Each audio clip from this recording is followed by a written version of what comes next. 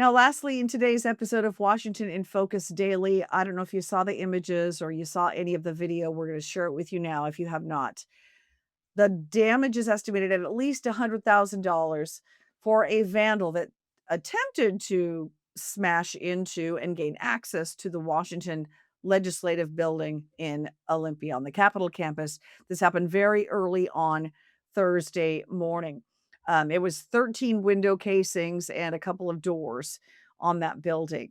Now, security film now covers those windows and the glass door entrances. I'm very familiar with it, and I noticed it during this year's legislative session that they looked a little bit different when you get on campus. That's because last October, we had a vandal that did gain access and caused nearly $1 million in damage, including destroying some precious artifacts in our state capitol building. So they've got some kind of protective film on the windows. So he smashed or attempted to smash in those windows, did cause some damage and shattered those windows, but did not gain access.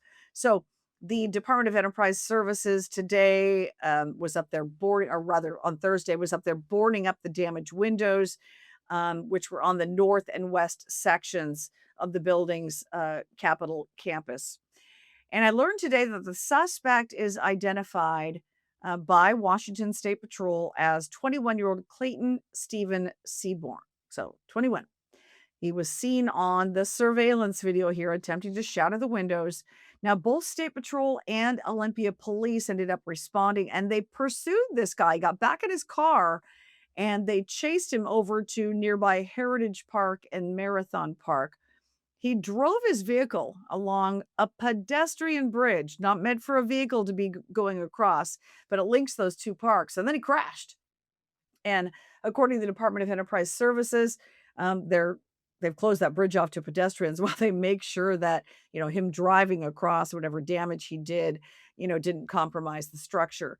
But the video of his arrest shows officers contacting him as he laid there on his stomach near the railroad tracks at the south end of Marathon Park.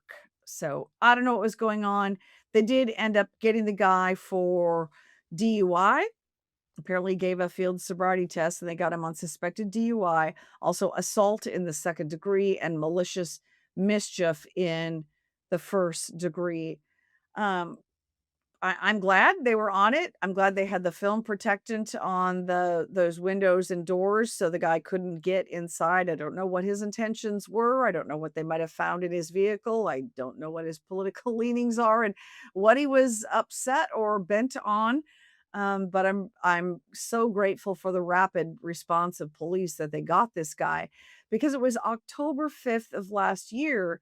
An intruder broke into that building and caused significant damage in several areas. The state reception room, where there are a lot of priceless, irreplaceable historical artifacts. And some of those were damaged, including a 1928 chenille rug that was set on fire. Damage from that guy estimated at up to $1 million. Last time I was in that state reception room, there was sort of a makeshift covering over the area that was damaged from that rug. Also burned through the floor underneath. He burned some American flags, he burned some drapes. I mean, the guy was bent on doing a lot more damage than he ultimately got away with. But in that case, it was a 29-year-old guy by the name of Goner Schubert, and he was arrested as he tried to exit the building. They were getting some alerts going off, going, there's somebody inside the building doing some damage, and they arrested him. He was charged with first-degree burglary, first-degree arson, and malicious mischief. So glad they got the guy in the incident yesterday morning and that he was not able to gain access to the people's house in Olympia.